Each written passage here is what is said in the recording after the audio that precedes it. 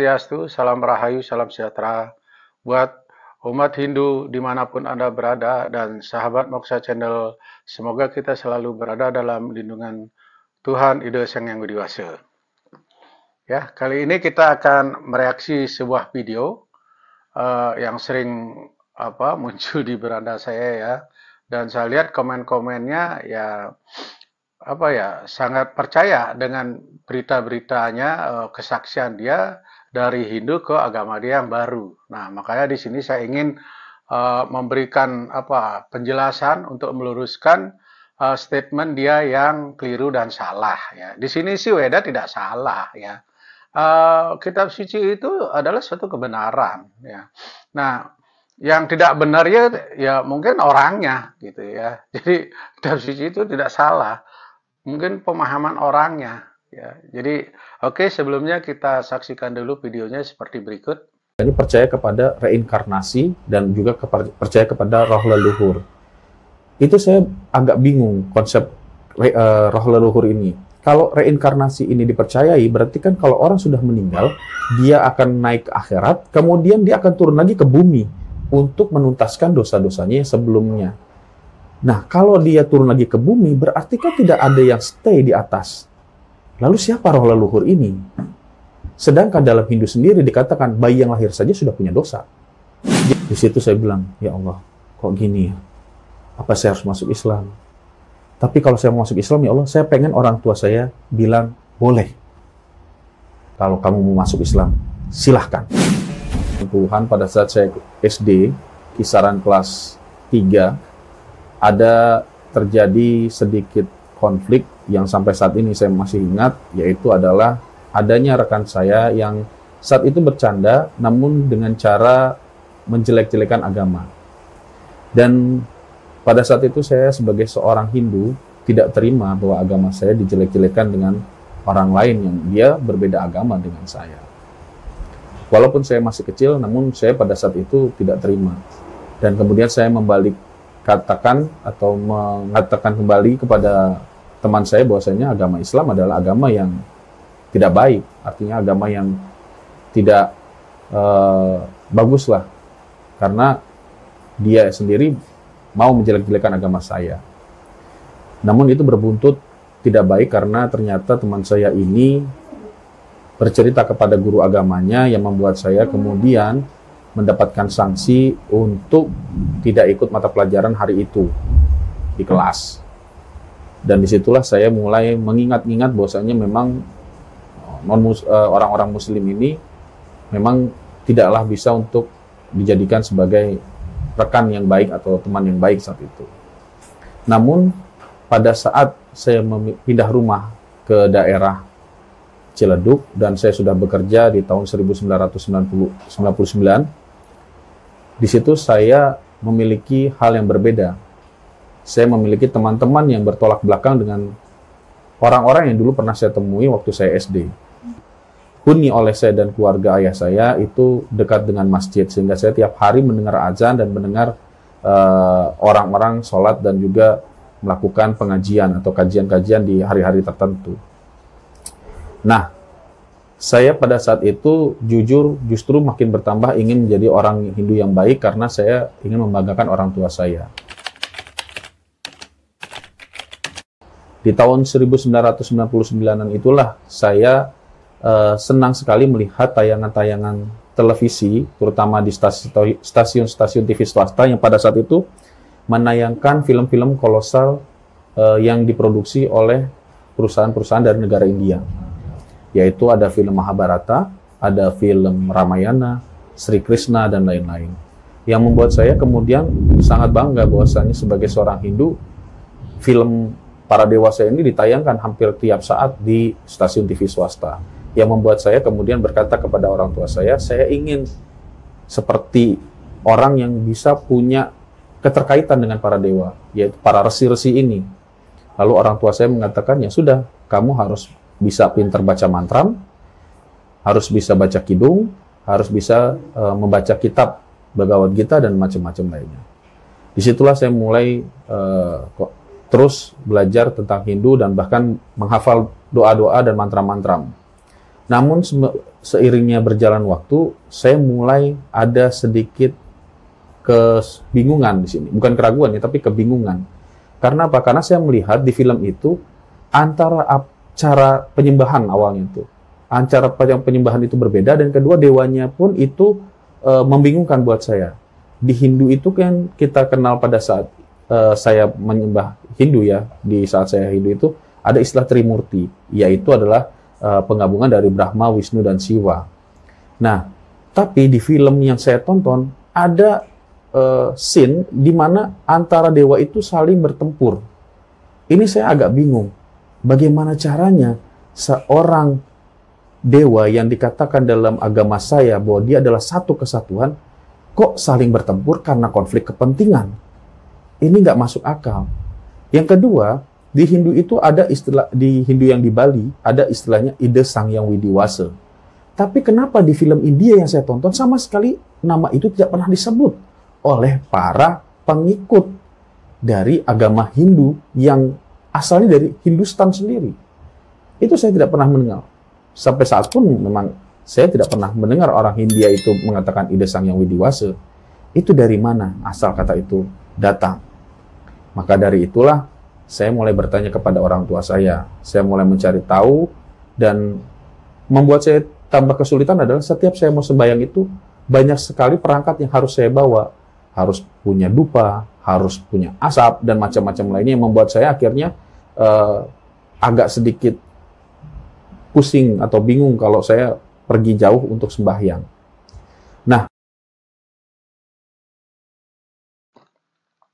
Nah, setelah kita saksikan videonya yang barusan, ya, perlu saya luruskan bahwa, nah di sini dia mempunyai kebingungan. Ada beberapa hal yang dia bikin bingung, ya. Nah, seperti dia bilang kan ada leluhur, konsep leluhur. Di lain pihak ada reinkarnasi, ya. Nah, terus di alam leluhur, di alam sana siapa yang nungguin? Kosong dong, kata dia gitu. Nah, di sini saya ingin jelaskan dari segi kitab suci agama Hindu, ya. Ya, ini saya berdasarkan dalil daripada agama kitab suci Hindu, yaitu Weda, ya. Ini adalah Weda, ya, Weda Sabda Suci, ya. Nah, di sini di halaman 225, ya, di dalam Mandala 7 Sukta 2 Mantra 2 dijelaskan kebaktian kepada leluhur. Ya, jadi di sini bahwa di di Weda dikatakan bahwa jadi leluhur itu ada dua, ya. Leluhur yang bisa mencapai alam moksa, menyatu dengan Brahman, ya, Ida Sang Yang Widi, dan ada juga leluhur yang jatuh, ya, terjerembab ke lembah neraka, ya. Nah, disinilah tugasnya seorang putra, ya, seorang keturunannya, ahli warisnya, untuk menyelamatkan, ya, untuk menyelamatkan leluhurnya yang berada di alam neraka atau di alam kesengsaraan, ya. Nah, di dalam buku Srada Kriya, ya, di sini dikatakan, ya, kenapa seorang putra atau keturunannya itu harus berperan di dalam meningkatkan posisi beliau dari alam yang paling rendah atau katakanlah neraka, itu adalah tugasnya keturunannya yang masih hidup di dunia ini, yaitu yang biasa yang disebut dengan putra. Putra ini adalah berasal dari kata put, ya, Sanskerta. Put ini adalah salah satu nama neraka, ya, neraka yang paling bawah, ya, Patala, ya. Jadi putra dalam Weda artinya yang bisa membebaskan leluhurnya dari alam neraka, ya. Sang putra dengan demikian mempunyai tanggung jawab membebaskan leluhurnya dari neraka, melaksanakan upacara Srada Kriya, yaitu upacara persembahan boga prasadam untuk leluhurnya, ya.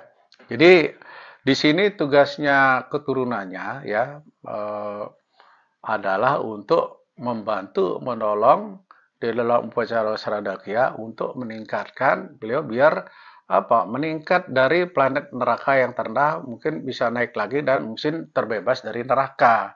Disinilah fungsinya ya. Nah makanya kalau orang tua khususnya ya sebaiknya apa eh, jangan terlalu kita sebagai umat Hindu ya itu semua agama sama, biarkan saja dia pindah agama ya. Anaknya misalnya kawin dengan agama A, agama B ya. Dia bilang katanya ya saya ingin membahagiakan anak saya ya biarkan aja dia pindah agama. Toh juga semua agama sama ya. Itu adalah pendapat yang sangat-sangat salah dan sangat keliru ya. Bahwa semua agama tidak sama ya.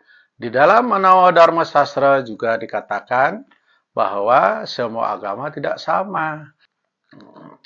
Ya, mungkin tujuan yang dimaksud adalah sama, yaitu mencapai kesempurnaan ya, yaitu menyembah Tuhan ya dan mencapai kebahagiaan. Mungkin itu yang dimaksudkan. Tetapi agama itu pasti berbeda. Namanya saja sudah berbeda, ya. Ada agama Islam, agama Hindu, agama Buddha, agama Kristen, agama Katolik, Jurusta, ya, dan lain sebagainya. Jadi nah dari namanya saja sudah berbeda ya. Jadi tidak bisa disamakan dan jalannya pun berbeda. Memang tujuannya adalah mencapai kesempurnaan itu betul ya. Tetapi pelaksananya tentu akan berbeda ya. Nah, disinilah yang saya lihat kelemahan kita umat Hindu khususnya untuk anaknya yang perempuan pindah agama ya mereka ya nggak usah perempuan ya cowok juga banyak ya yang pindah agama ya dari Hindu ke agama yang lain ya. Nah karena di sini yang saya lihat sih ya mungkin kurang pemahaman terhadap agama Hindu sehingga mereka tidak ada rasa bakti ya. Jadi pondasinya yang lemah, pondasinya yang kurang kokoh sehingga sangat mudah sekali untuk pindah seperti ya para mantan-mantan Hindu ya, ini katanya ya dia mantan Hindu ya, itu sangat rapuh sekali ya yang saya lihat hanya gara-gara nonton film Mahadewa dia nggak ngerti dia pindah hanya gara-gara dia nggak ngerti konsep Trimurti dia pindah agama hanya gara-gara dia ribet kalau sembahyang memakai canang dan lain sebagainya dia pindah agama ya jadi sangat-sangat lemah sekali pondasinya ya. Nah makanya di sini saya berharap ya orang tua khususnya ya jangan terlalu mudah untuk memberikan izin kepada putra putrinya yang mau pindah karena ini bukan masalah di dunia aja ya tetapi kita akan berpikir di dunia setelah kematian ya dan Anda juga akan menjadi leluhur ya. Nah, ini ada saling keterkaitan antara keturunannya dan leluhurnya. Jadi jangan dianggap enteng ya. Nah, maaf saya agak panjang sedikit menjelaskannya ya karena di sini seperti yang dituduhkan oleh Wayan Arisudana ini Trimurti ya Brahma Wisnu Siwa. Nah jadi dia berpikir bahwa dewa mana yang saya sembah, dewa mana yang lebih kuat. Jadi dia mengalami kebingungan ya.